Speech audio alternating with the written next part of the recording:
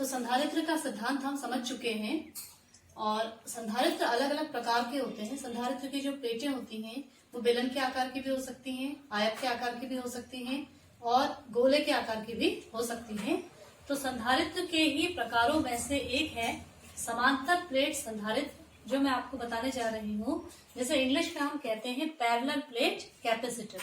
तो हम देखेंगे कि समांतर प्लेट संधारित्र की रचना क्या है और कैसे ये कार्य करता है।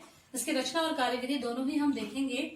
माना एक प्लेट धातु की X है और दूसरी प्लेट Y है।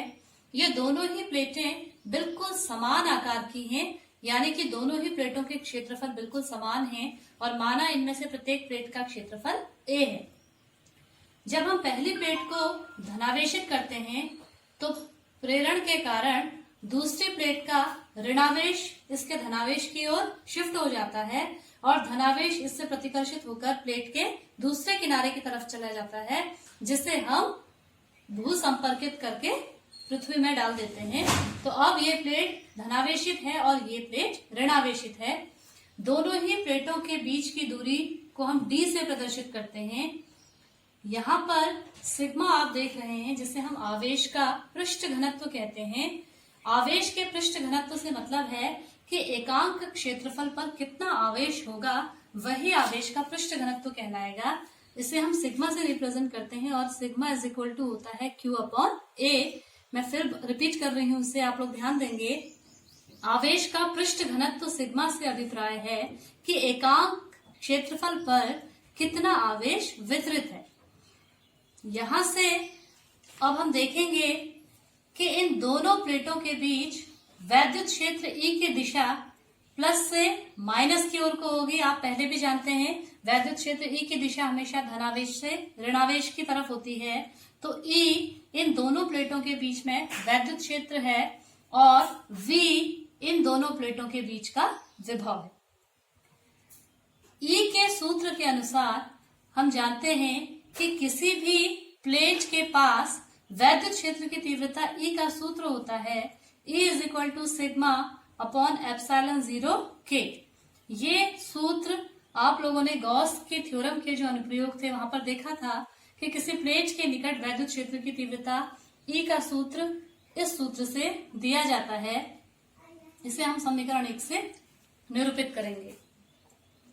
इसके बाद हम जानते हैं कि वैद्युत क्षेत्र की तीव्रता E, वैद्युत विभव V तथा दूरी D के बीच संबंध होता है E is equal to V upon D। यहां से अगर मैं क्रॉस मल्टीप्लाई करूं तो V is equal to E into D। E का मान समीकरण 1 से यहां प्रतिस्थापित करने पर V का मान होगा sigma upon epsilon 0 K into D। इसी को आगे बढ़ाते हुए अब मैं सिग्मा का मान Q अपॉन A यहां प्रतिस्थापित कर रही हूं।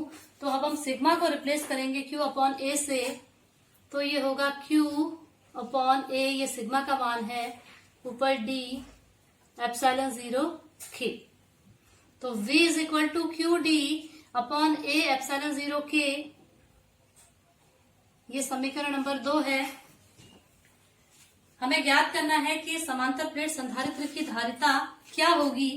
तो माना इस समांतर प्लेट संधारित्र की धारिता C है, तो संधारित्र के सूत्र के अनुसार हम जानते हैं धारिता C is equal to Q upon V is equal to Q upon V का मान समीकरण 2 से जब आप यहां प्रतिस्थापित करेंगे तो QD वाला पद नीचे होगा और A एप्सिलॉन 0 K ये पद ऊपर जाएगा, Q से Q कट जाएगा। तो संधारित्र की धारिता का सूत्र होगा C is equal to A epsilon 0 K upon D। यही समांतर प्लेट संधारित्र की धारिता का सूत्र है। इस सूत्र से आप लोग देखेंगे कि समांतर प्लेट संधारित्र की धारिता क्षेत्रफल A के समानुपाती है, परावैद्युतांक K के समानुपाती है तथा दोनों प्लेटों के बीच की दूरी D के व्युत्क्रमानुपाती है। एप्सिलॉन 0 एक नियतांक है जिसे हम निर्वात की वैद्युतशीलता कहते हैं। तो समांतर प्लेट संधारित्र की धारिता बढ़ाने के लिए हम या तो A का मान बढ़ाएंगे, लेकिन A का मान बढ़ाना हमारे संधारित्र के सिद्धांत के विरुद्ध है, क्योंकि संधारित्र उस युक्ति का नाम है जिसमें हम चालक के आकार को परिवर्तित किए बिना उसकी धारिता को बढ़ाते हैं।